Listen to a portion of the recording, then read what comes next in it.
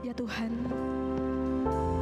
biarlah pujian ini yang boleh menjadi satu komitmen kami di hadapan Tuhan. Tak kalah mungkin di setiap musim kehidupan kami ada berbagai macam persoalan datang. Kami rindu Tuhan, pujian ini boleh menolong kami dan menjadi satu komitmen kami bahwa kami tidak akan pernah berhenti percaya kepada Sang Kristus itu sebagai sumber penyelamat hidup kami, yang selalu ada dalam setiap langkah hidup kami, yang selalu ada dalam setiap problema kehidupan setiap anak-anaknya. Kami tahu bahwa Tuhan tidak akan pernah meninggalkan kami. Oleh sebab itu kami meyakini bahwa di depan kami, dalam perjalanan hidup kami, ada Tuhan yang senantiasa menolong kami. Terima kasih ya Tuhan, kami menyerahkan untuk waktu pemberitaan firman Tuhan di pagi hari ini. Di dalam nama Tuhan Yesus kami berdoa. Amin. Silakan duduk.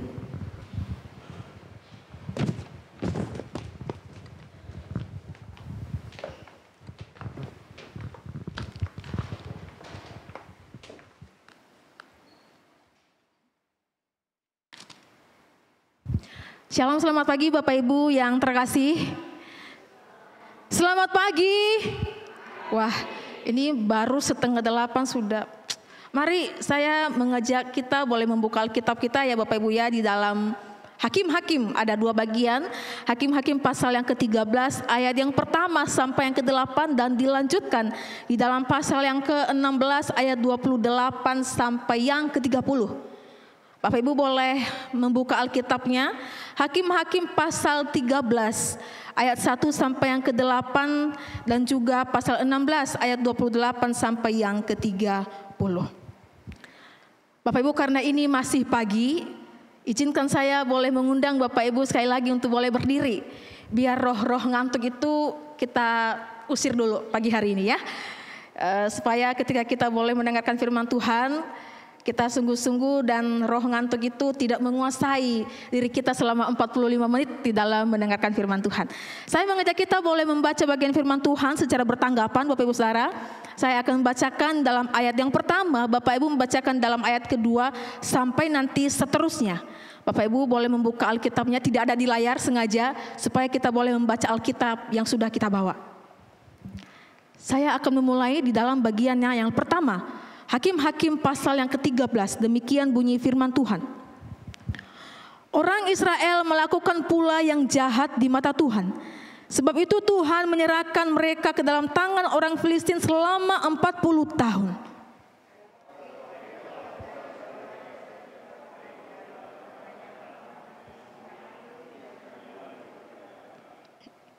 Lalu malaikat Tuhan menampakkan diri kepada perempuan itu dan berfirman kepadanya, "Memang engkau mandul, tidak mempunyai anak, tetapi engkau akan mengandung dan melahirkan seorang anak laki-laki.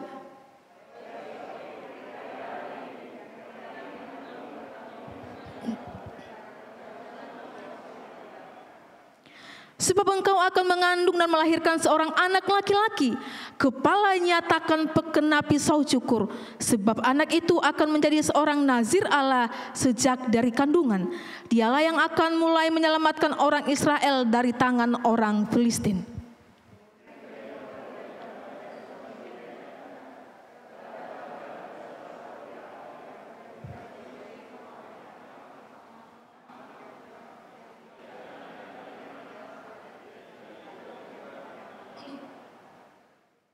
Ia berkata kepadaku, "Engkau akan mengandung dan melahirkan seorang anak laki-laki. Oleh sebab itu jangan minum anggur atau minum minuman keras dan jangan makan apa yang najis. Karena anak itu akan menjadi seorang nazir Allah sejak dari kandungan sampai hari kematiannya."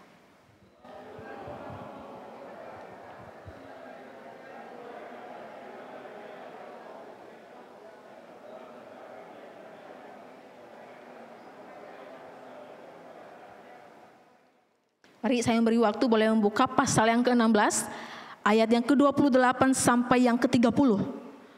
Hakim-Hakim 16 ayat 28 sampai yang ke-30.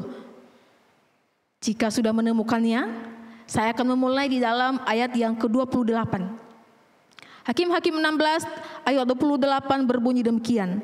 Lalu berserulah Simson kepada Tuhan, "Ya Tuhan Allah, ingatlah aku dan buatlah aku kuat sekali ini saja.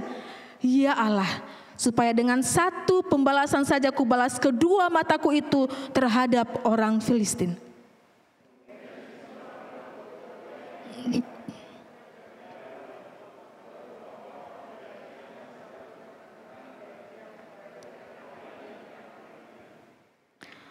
Berkatalah Simson, "Biarlah aku mati bersama orang Filistin ini."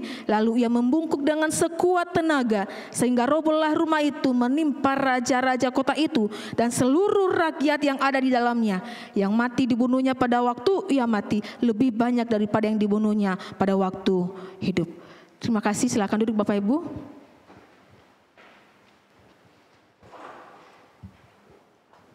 Bapak Ibu, saya hari ini membawa sebuah gelas. Ini gelasnya ada tulisannya. Ini tulisannya tentang nanti kita akan cerita tentang hari ini. Jadi Bapak Ibu yang mau cerita hari ini nanti boleh setelah khotbah ya.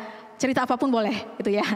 Bapak Ibu saudara, hari ini saya membawa sebuah gelas dan tulisannya nanti kita akan cerita tentang hari ini. Jadi Bapak Ibu jika ada cerita yang pengen diceritakan boleh nanti setelah khotbah atau setelah ibadah boleh datang ya. Bapak Ibu yang dikasihi Tuhan, siapa di antara kita yang pernah membawa gelas ini ketika dimasukkan dalam air gitu ya? Penuh ya, penuh. Ketika dimasukkan air dalamnya dan kita dengan pelan-pelan membawanya supaya tidak tumpah. Ayo, siapa yang pernah? Saya pernah ya, dulu waktu kecil kalau ada tamu gitu ya, membawa nampan, ada isi gelas, ada air, saya membawanya dengan sungguh pelan-pelan supaya tidak tumpah airnya. Siapa di antara kita yang demikian? Saya juga. Tidak ada? Wah, puji Tuhan. Ada ya. Setiap kita pasti, bahkan anak-anak kecil pun ketika membawa gelas yang seperti ini gitu ya, jalan dengan pelan-pelan, rasanya gampang aja contoh gitu ya. Gampang dengan pelan-pelan jalan gitu ya, sampai ke belakang jalan dengan memegang yang seperti ini. Tapi Bapak Ibu yang dikasih Tuhan, apa yang dirasakan ketika memegang gelas ini selama berjam-jam?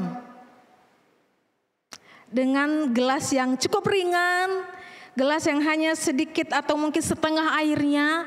Tetapi ketika gelas yang tadi sepele kita anggap tidak ada apa-apanya, gelas yang ringan, kita boleh membawanya dengan baik. Tapi ketika kita pegang seperti ini dengan selama, ya kasihlah 30 menit gitu, jangan 1 jam.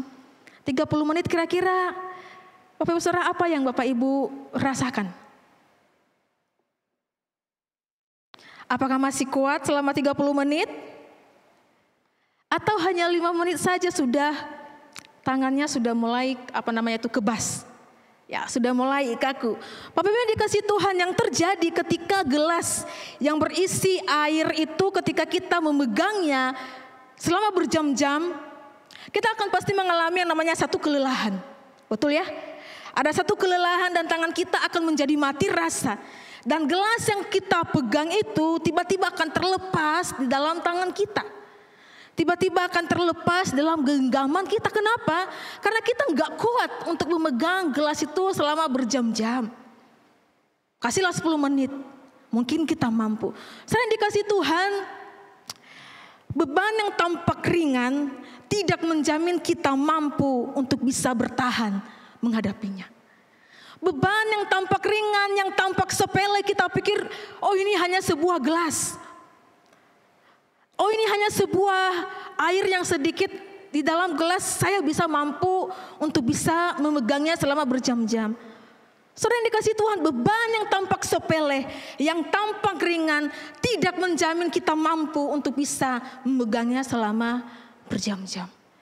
Saudara yang dikasih Tuhan, sama halnya dengan kehidupan seorang Simson.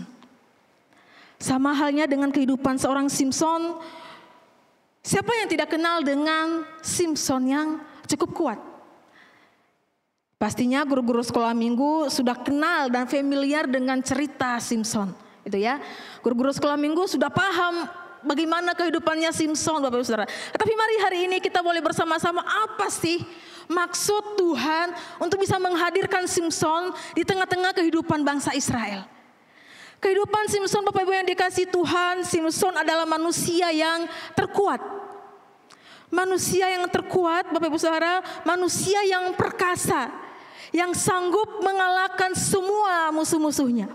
Bahkan seorang Simson mengalahkan singa yang sangat buas, bahkan mencabik-cabiknya, Bapak Saudara. Simson sungguh sangat kuat dia. Simson mampu mengalahkan singa buas dan beberapa banyak musuhnya. Berapa puluh ribu Simson mampu mengalahkannya.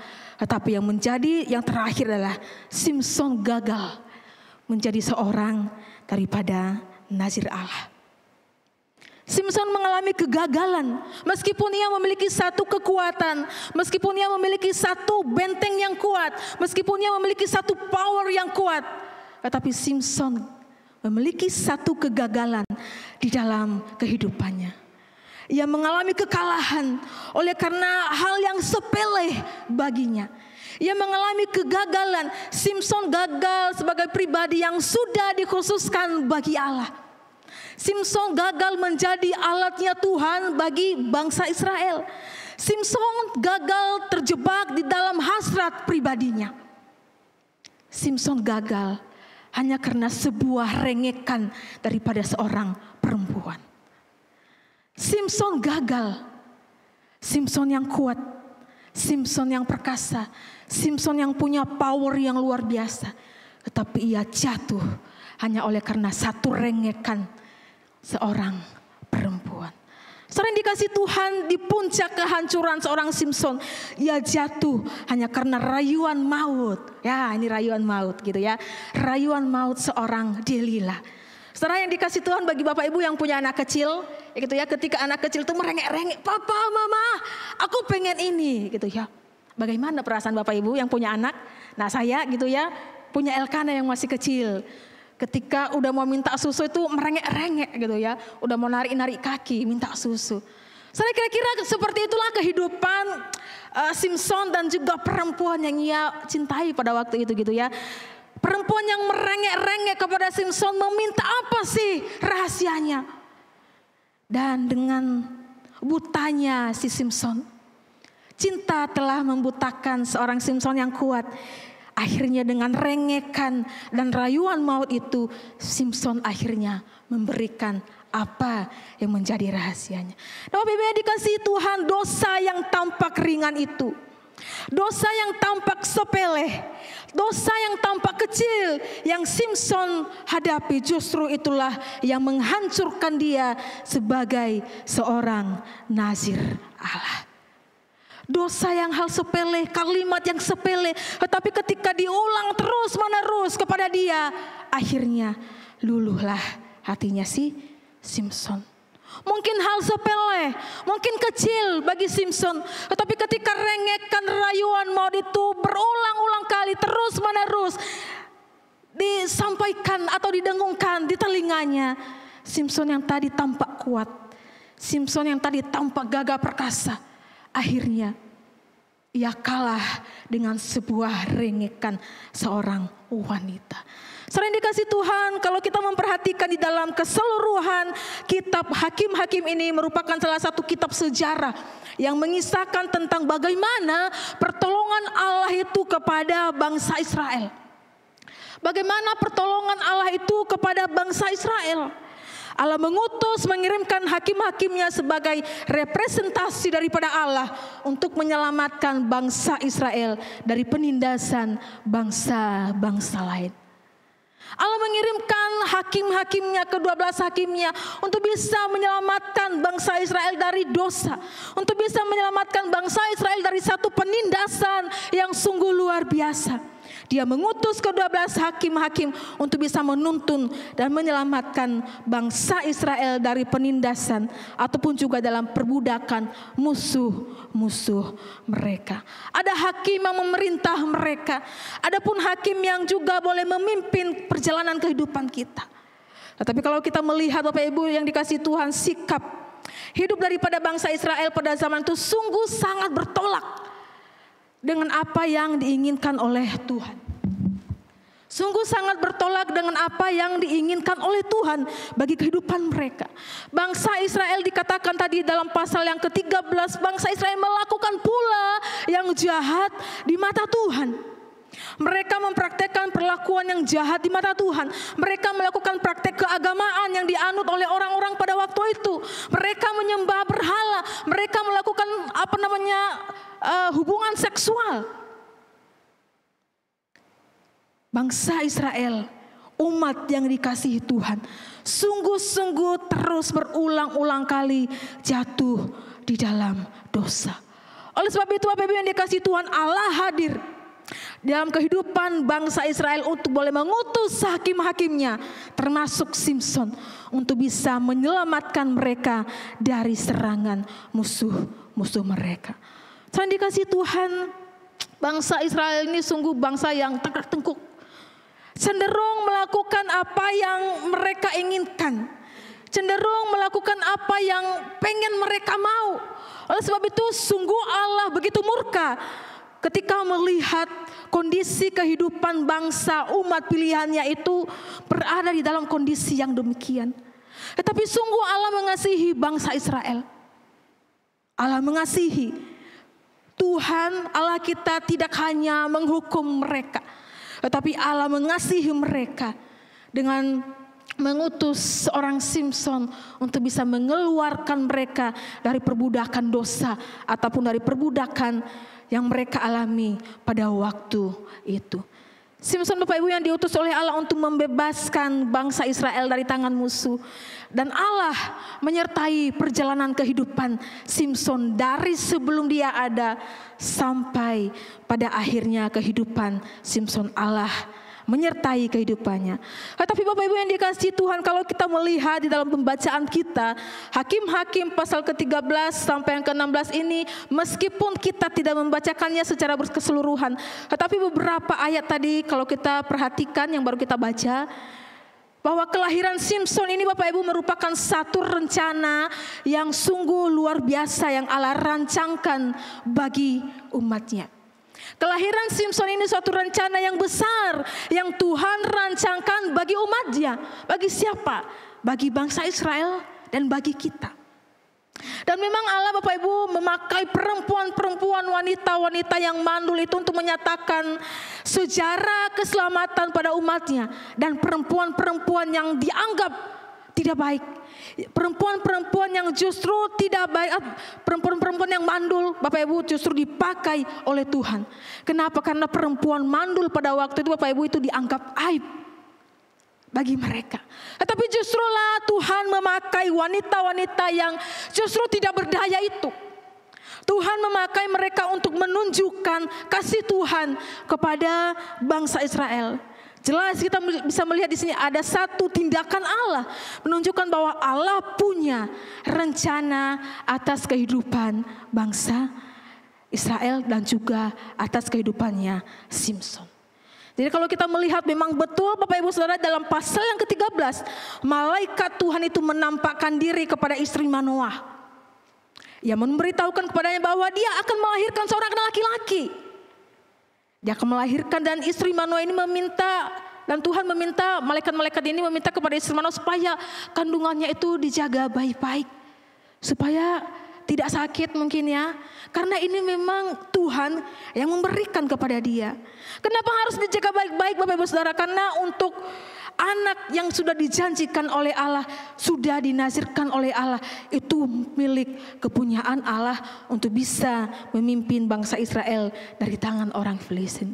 Oleh sebab itu Bapak Ibu, dalam pasal yang ke-13 ini Tuhan bukan hanya, atau malaikat bukan hanya berbicara satu kali terhadap istri Manoah, tetapi ada dua kali malaikat itu menghampiri istri daripada Manoah ini. Artinya Bapak Ibu yang dikasihi Tuhan, pesan Tuhan ini diulang dua kali menunjukkan bahwa ini adalah pesan yang sangat penting, dan Allah memang secara tegas memanggil dan menetapkan seorang Simson sebagai nazir dan hakimnya Allah. Pesan ini sungguh sangat penting untuk disampaikan kepada istri Manoah supaya kandungannya dijaga, karena Memang secara tegas Allah memanggil dan menetapkan Simson sebagai nazir dan hakimnya Allah. Dan panggilan ini Bapak Ibu panggilan khusus bagi seorang Simson. Seorang nazir Bapak Ibu Saudara yang dikasihi Tuhan, kehidupannya dalam ada namanya ketentuan-ketentuan khusus. Ada tidak boleh minum anggur, tidak boleh memotong rambutnya. Tadi dicatat ya, tidak boleh memotong rambutnya, tidak boleh mendekati atau menyentuh bangkai. Itulah ketentuan-ketentuan khusus yang harus dipenuhi sebagai seorang Simson adalah sebagai nazir Allah. Allah meminta Simson untuk memberikan seluruh hidupnya untuk dikhususkan bagi Allah, untuk dipisahkan bagi Allah, untuk secara spesial diberikan kepada Allah seutuhnya hidupnya Simson. Dan Simson bukan hanya dia yang dipanggil, tetapi bangsa Israel juga dikhususkan, diminta untuk memisahkan, mengkuduskan diri bagi Tuhan agar mereka tidak seperti bangsa-bangsa yang lain yang tidak mengenal Tuhan. Saudara dikasih Tuhan, dalam menjalani panggilan sebagai seorang nazir, kehidupan Simson tidaklah kehidupan yang perjalanan yang mulus. Sebagai seorang nazir Allah, kehidupan Simson bukan kehidupan yang enak. Bukan kehidupan yang hidupnya mulus, tidak. Simson di dalam kelemahannya melakukan dosa yang dimulai dengan hasrat pribadinya. Ketidaktaatan terhadap hukum-hukum yang sudah disampaikan sebagai nazir Allah. Mari Bapak Ibu sejenak kita boleh melihat apa itu dosa-dosa daripada Simson. Mari kita melihat di dalam pasal yang ke-14 Bapak Ibu, dosa yang pertama, Simson mengalami kawin campur. Di dalam pasal 14 ayat 1 yang ketiga, Simson mengawini perempuan atau wanita Filistin. Bertentangan dengan perintah Tuhan yang melarang umatnya untuk kawin campur dengan bangsa-bangsa yang lain yang tidak mengenal Allah. Dan memang ini dicatat di dalam Ulangan pasal yang ketiga, pasal yang ke-7 ayat yang ketiga dan keempat. Simson Bapak Ibu Saudara mengutamakan hasrat pribadinya. Simson mengutamakan apa yang ia inginkan. Simson jatuh di dalam kawin campur. Lalu kemudian dilanjutkan dalam pasal yang ke-16, Simson juga melakukan hubungan seksual dengan seorang pelacur di Gaza. Bayangkan Bapak Saudara, kehidupan seorang yang dikhususkan bagi Allah. Seorang nazir Allah melakukan hal yang demikian. Ini menunjukkan dosa yang semakin Bapak Ibu mendalam, semakin merosot di dalam kehidupan Simson. Dia menunjukkan semakin hari semakin jauh daripada Allah oleh karena dosa yang sudah ia lakukan. Dalam hal ini kita melihat Simson secara aktif terlibat di dalam hubungan seksualitas yang membahayakan panggilannya terhadap Tuhan, membahayakan pribadinya sebagai seorang nazir Allah. Bapak Ibu yang dikasih Tuhan, seorang hakim nazir Allah yang dikhususkan bagi Allah sendiri, yang kehadirannya begitu ajaib bagi kehidupan di tengah-tengah bangsa Israel, justru melakukan hal yang demikian. Lalu yang kemudian Bapak Ibu Saudara, Simson melakukan kekerasan. Di dalam pasal 14 ayat 19 dan seterusnya, Simson menggunakan Bapak Ibu Saudara kekerasan sebagai balas dendam pribadinya terhadap musuh-musuhnya, terhadap orang-orang Filistin. Dia membunuh 30 orang Filistin sebagai akibat daripada kemarahannya.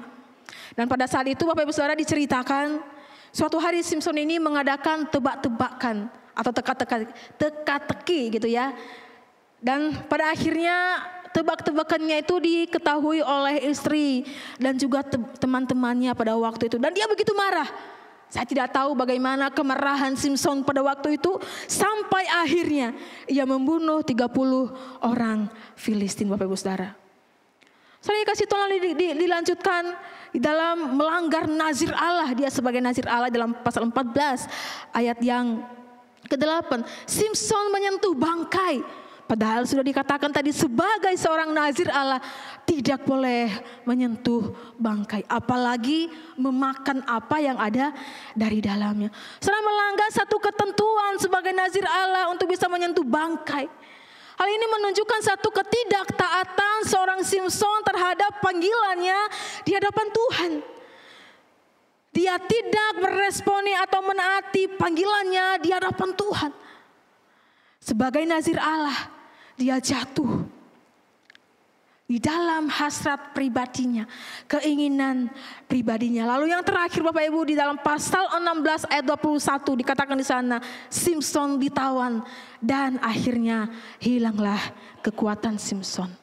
Saudara, kejatuhan yang sungguh-sungguh sangat tragis kehidupan Simson. Kekuatannya yang tadi sungguh sangat kuat, kekuatannya tadi yang sungguh sangat powerful, seketika kehilangan kekuatan itu dan ia diolok-olok.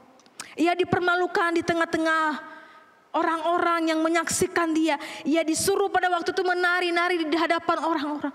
Saudara, bayangkan kehidupan sebagai seorang Simson yang dikhususkan bagi Allah diperlakukan sedemikian rupa. Bagaimana perasaan dia sebagai orang yang dipanggil oleh Allah? Selain dikasih Tuhan, kitab Hakim-Hakim ini kita akan mendapatkan satu gambaran bahwa ternyata pada waktu itu ini adalah gambaran kehidupan bangsa Israel. Kehidupan mereka sungguh merosot, kehidupan mereka kemerosotan moral dan suka melakukan kejahatan. Tetapi sungguh sangat sayang sekali ketika Simson hadir di sana bagi mereka. Tuhan mengutus Simson, sungguh sangat disayangkan sekali. Simson yang seharusnya menjadi seorang pemimpin, Simson yang seharusnya menjadi seorang hakim yang memberikan contoh teladan rohani bagi bangsa Israel. Tetapi Alkitab mencatat justru di sana Simson menunjukkan sikap yang tidak seharusnya seperti seorang nazir Allah. Dikatakan di sana Simson hidup di dalam keberdosaannya. Simson hidup di dalam keinginan pribadinya. Simson hidup di dalam keinginan hawa nafsunya. Saudara dikasihi Tuhan, Simson yang dikhususkan bagi Allah justru jatuh. Saya dikasihi Tuhan, Simson tidak menunjukkan hidup sebagai seorang nazir Allah. Simson tidak menunjukkan kehidupannya sebagai seorang yang dipanggil Allah, sebagai teladan rohani bagi kehidupan di tengah-tengah bangsa Israel. Tetapi Simson jatuh hanya oleh karena keinginan pribadinya. Bahkan Simson Bapak Ibu 3 kali jatuh hanya oleh karena wanita. Selain dikasih Tuhan, Simson yang harusnya memberikan teladan hidup yang membenci dosa, tetapi justru Simson bermain-main dengan dosa. Ia tidak menghargai panggilan kudus. Ia tidak menghargai panggilan istimewa yang sudah dianugerahkan Allah bagi dia. Simson justru bermain-main dengan hal yang tampaknya kecil. Simson justru bermain-main dengan hal yang tampaknya sepele bagi dia, yang akhirnya menghancurkan hidupnya dan juga panggilannya di hadapan Allah. Saudara dikasihi Tuhan, dosa-dosa Simson ini membawanya ke dalam kehancuran yang begitu mengerikan.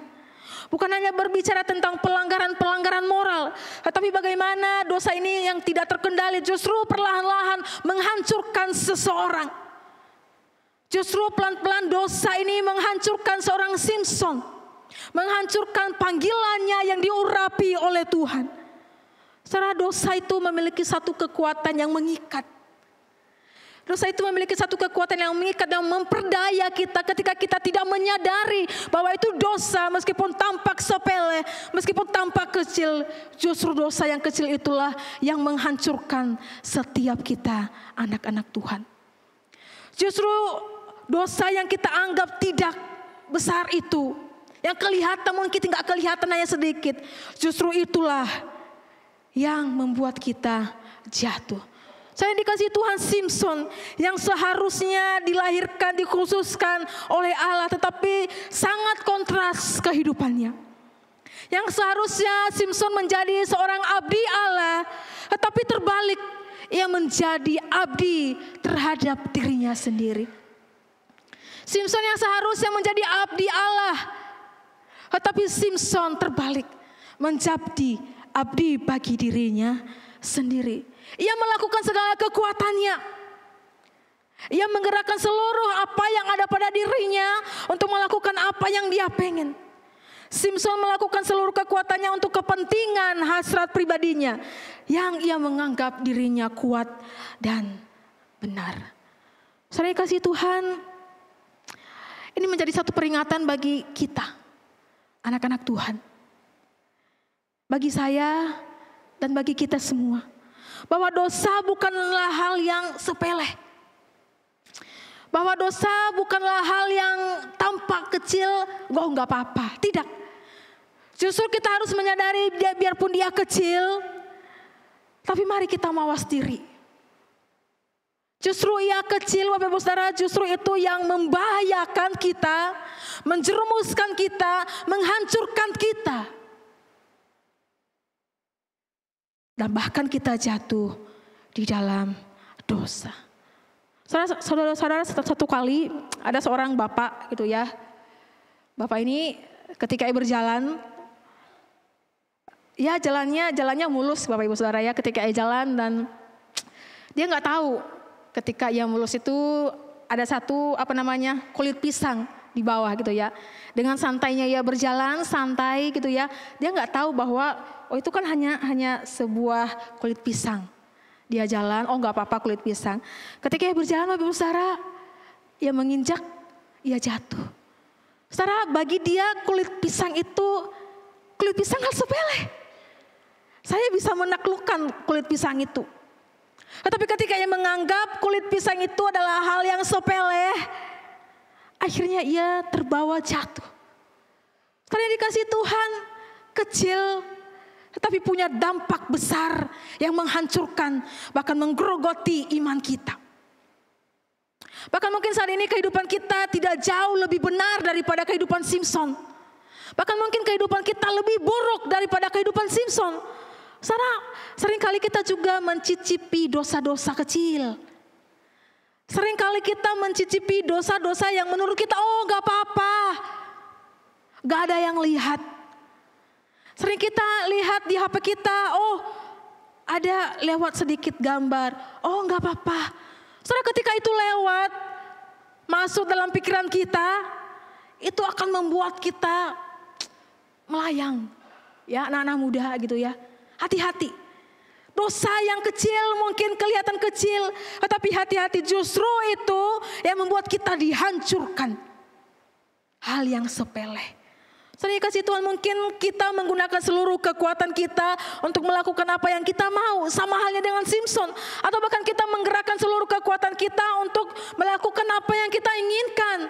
Bahkan mungkin dalam pelayanan kita melakukan seluruh kekuatan kita untuk bisa melakukan sesuatu. Hati-hati.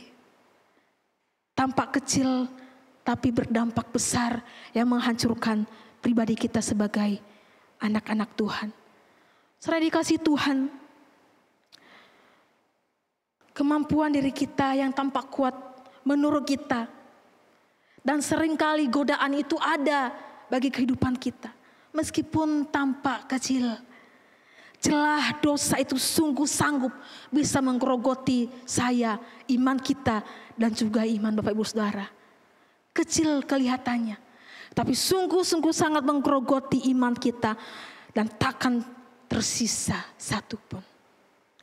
Ketika kita dikuasai oleh godaan-godaan itu, ketika kita dikuasai oleh kemampuan diri kita, kekuatan kita, tampak kecil, ada celah dosa yang sungguh-sungguh mampu menggerogoti iman kita.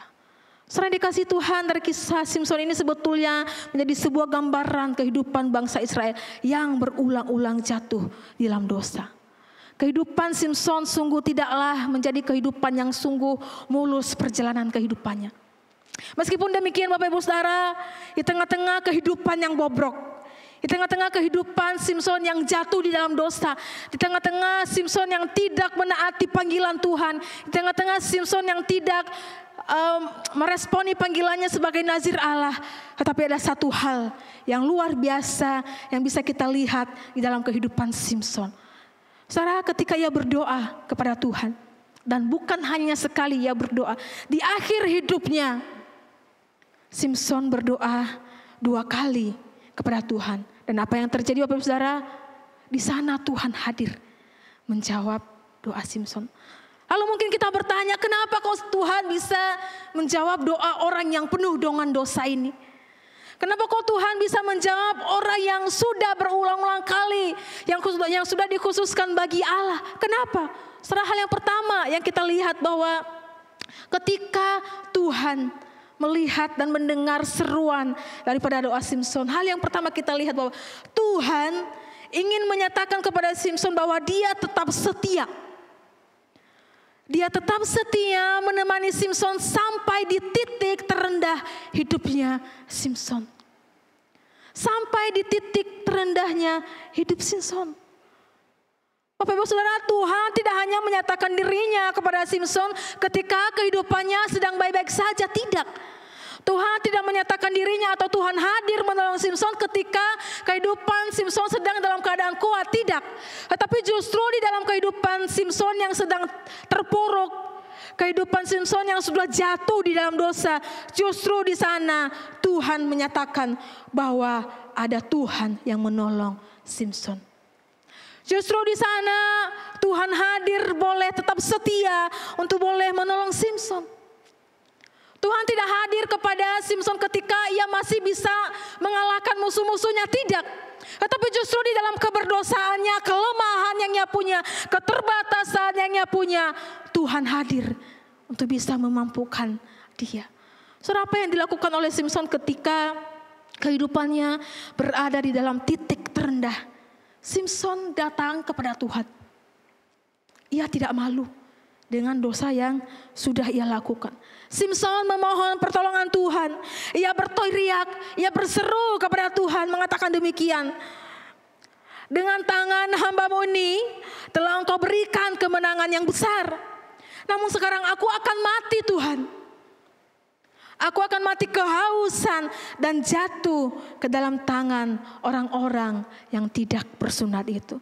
Saudara yang dikasihi Tuhan, pada waktu itu Tuhan menjawab doanya Simson. Simson dengan kondisi yang berdosa. Simson di tengah kondisi yang hidupnya tidak baik. Simson yang kondisi hidupnya bobrok. Ia tidak malu.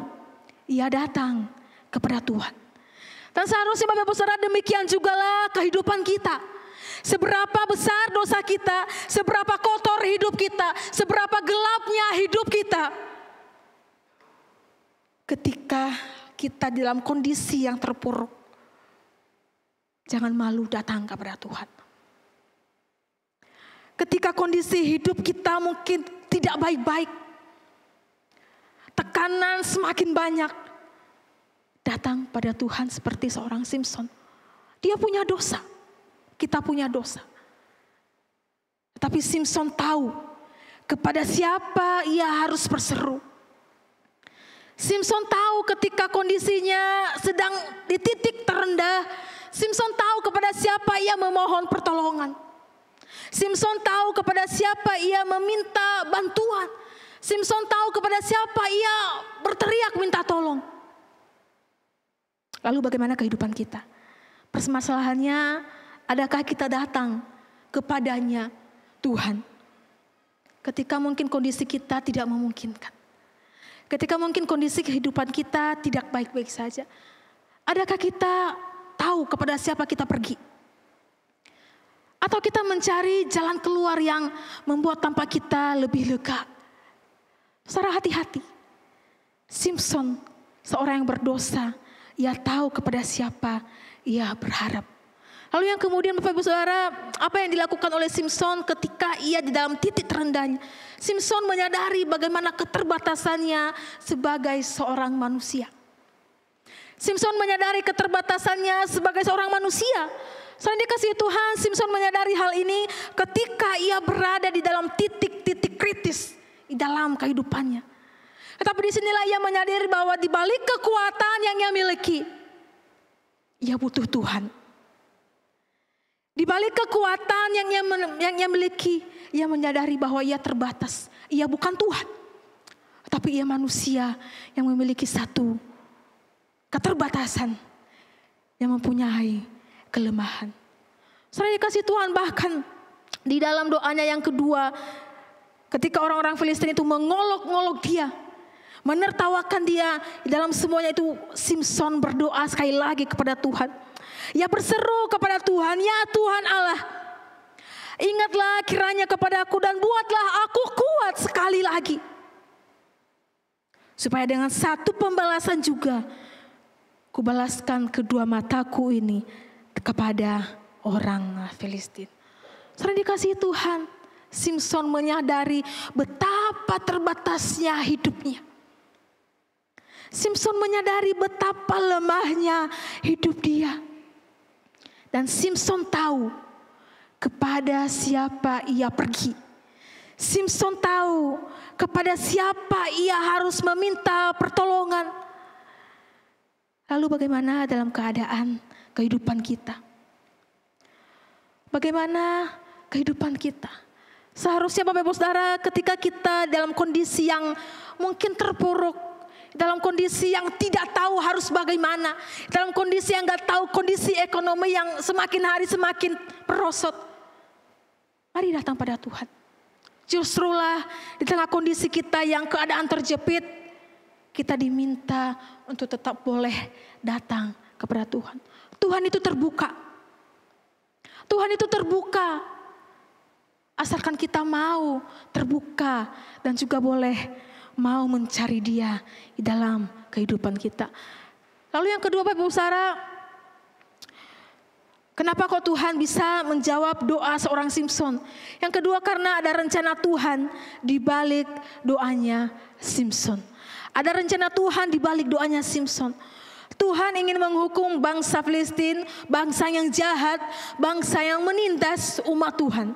Dan ketika Tuhan menghancurkan bangsa Filistin itu, Bapak Ibu Saudara, seharusnya ini menjadi satu gambaran terhadap bangsa atau terhadap orang Israel bahwa tidak ada Allah lain yang lebih hebat, tidak ada Allah lain yang lebih besar kuasanya daripada Allah Israel. Justrulah di dalam doanya Simson, Tuhan menghukum orang-orang Filistin, dan di situ menjadi sebuah gambaran terhadap orang-orang Israel. Saudara dikasihi Tuhan, Simson yang berdosa, Simson yang tidak baik hidupnya. Di tengah-tengah bobrok hidupnya, ia tahu kepada siapa ia harus berseru. Lalu Bapak Ibu yang dikasihi Tuhan, dari kisah hidupnya Simson, pelajaran apa yang kita dapat? Hal apa yang kita dapat dari kehidupan seorang Simson? Yang pertama, jangan pernah menyerah. Meskipun Simson mengalami banyak penderitaan, meskipun Simson mengalami berbagai jatuh di dalam dosa, meskipun Simson mengalami rayuan-rayuan maut seorang Delila, tetapi di tengah-tengah bobroknya hidupnya, di tengah-tengah kondisi yang sudah berdosa itu, Simson tidak menyerah kepada kehendak Tuhan.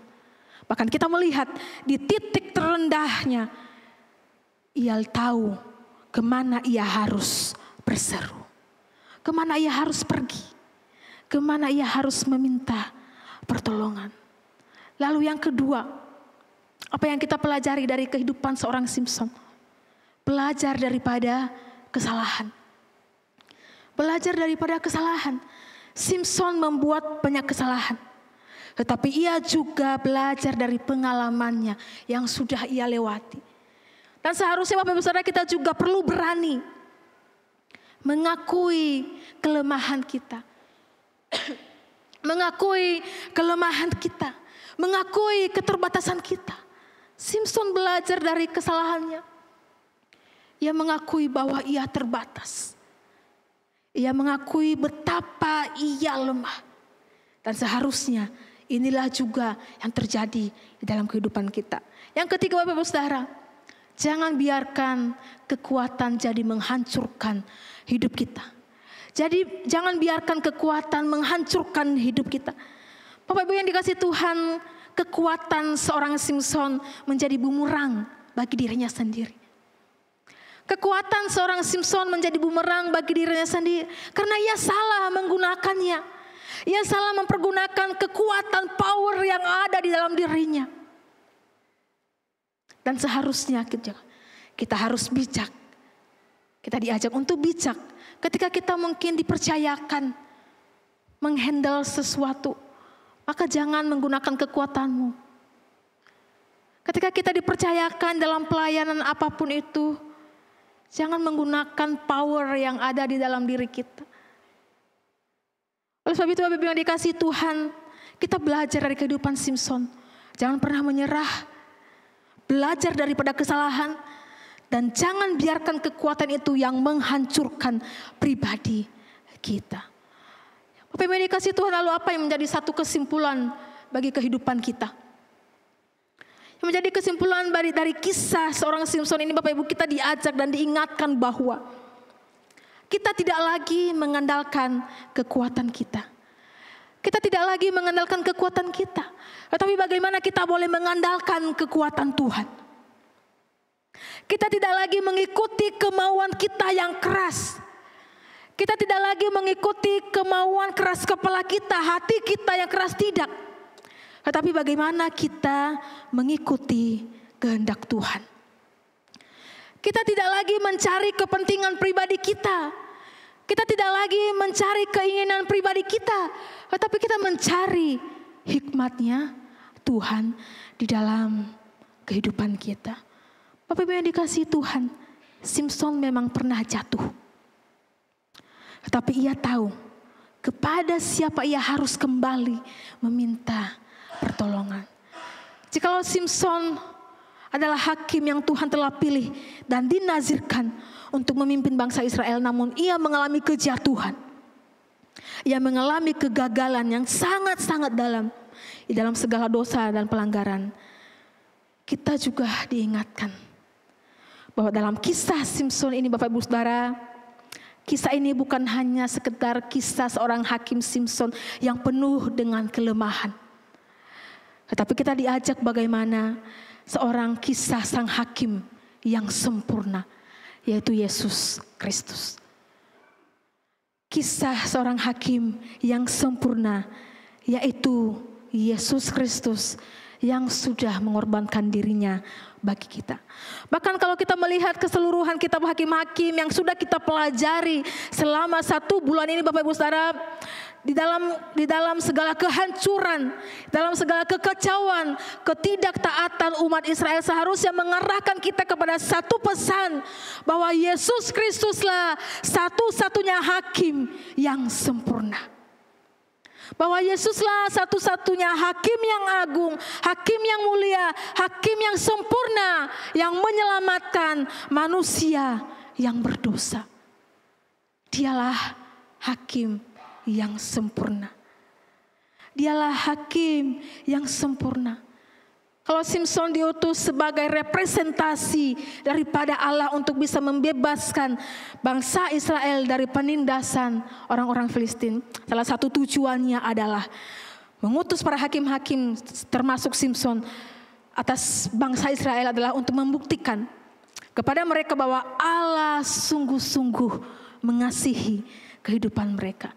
Simson, Bapak Ibu, hanyalah sebuah bayangan seorang hakim daripada seorang hakim yang sempurna.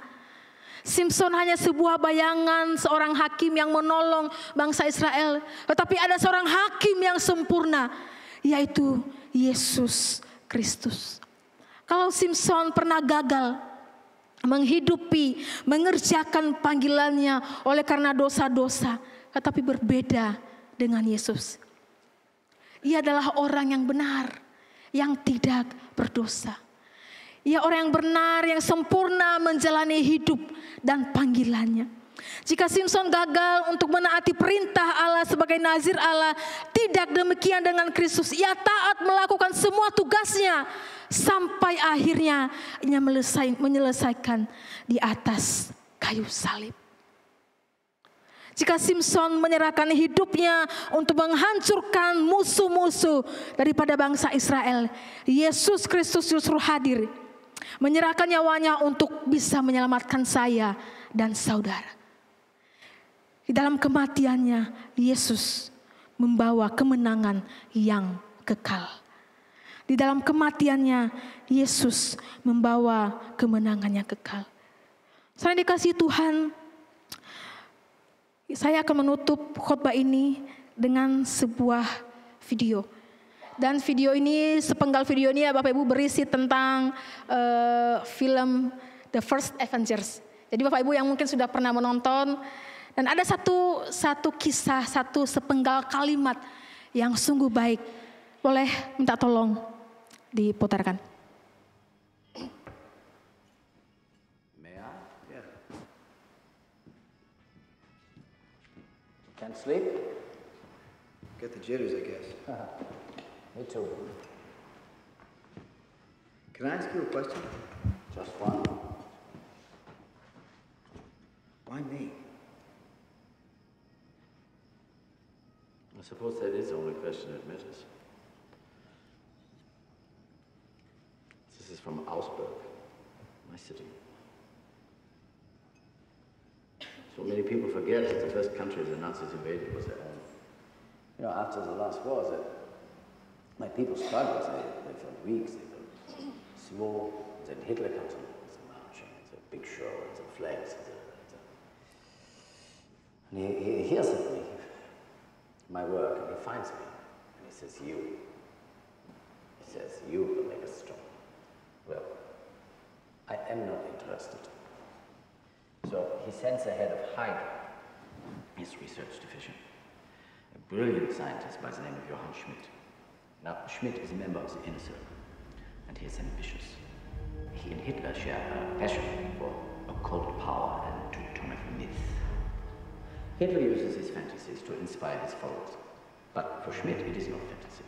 For him, it is real. He has become convinced that there is a great power hidden in the earth, left here by the gods, waiting to be seized by a superior man. So when he hears about my formula and what it can do, he cannot resist. Schmidt must become that superior man.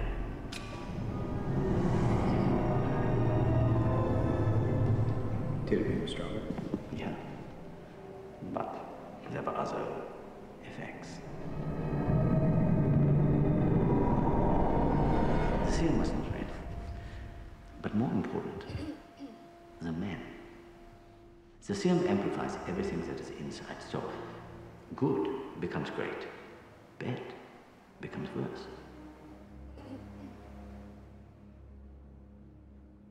This is why you were chosen.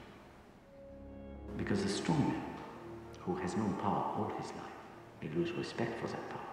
But a weak man knows the value of strength and knows compassion. Bapak Ibu dikasihi Tuhan, ini sebuah sepenggal daripada film The First Avengers. Pertemuan dari Dr. Abraham Erskine, gitu ya, kalau tidak salah menyebutkannya, dengan seorang Steve Forger. Pada malam sebelum satu serum disuntikan untuk kekuatannya, Bapak Ibu Saudara, disuntikan kepadanya. Dalam video ini tadi Bapak Ibu Saudara, saya menyoroti sepenggal kalimat yang sungguh sangat baik, mengatakan demikian. Orang yang kuat, yang telah mengenal kekuatan sepanjang hidupnya, akan kehilangan rasa hormat terhadap kekuatan itu. Seorang yang lemah, namun seorang yang lemah memahami nilai diri dan kekuatan dan mengerti arti daripada belas kasihan. Seorang yang lemah memahami nilai dari sebuah kekuatan dan arti daripada sebuah belas kasihan. Sering dikasihi Tuhan, seperti Simpson, kita mungkin juga terjebak di dalam kehidupan kita. Kita mungkin juga terjebak di dalam kekuatan-kekuatan atau usaha pribadi yang kita usahakan. Sering dikasihi Tuhan, kekuatan yang sejati kita miliki hanya oleh karena kasih daripada Yesus. Kekuatan yang sejati hanya kita bisa miliki karena Yesus sang hakim itu yang akan memberikannya bagi kita. Soalnya dikasihi Tuhan, Yesus Kristus sudah mengorbankan dirinya bagi kita. Lalu bagaimana kehidupan kita Bapak Ibu Saudara? Apakah kita masih bermain-main dengan hal yang tampak sepele. Hari ini kita diingatkan di dalam kisah seorang Simson, bagaimana seorang hakim yang sempurna itu, ia datang membebaskan kita dari dosa. Ia datang melawan segala musuh-musuh kita, yaitu dosa-dosa kita. Ia memberikan hidupnya bagi kita untuk bisa menyelamatkan kita manusia yang berdosa. Bapak Ibu yang dikasihi Tuhan, dari kisah Simson inilah,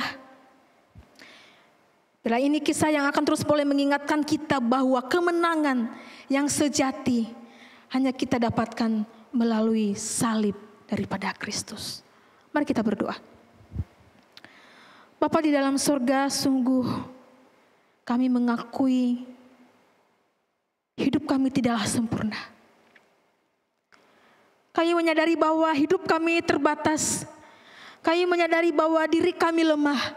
Kami menyadari bahwa begitu bobroknya, begitu gelapnya, begitu kotornya hidup kami ya Tuhan. Tapi melalui perenungan firman yang Tuhan sampaikan bagi kami, Engkau terbuka bagi setiap kami yang kembali kepadamu. Tangan-Mu selalu terbuka untuk boleh terus menyambut kami, manusia yang berdosa ini. Bahkan Engkau boleh rela memberikan diri-Mu bagi kami.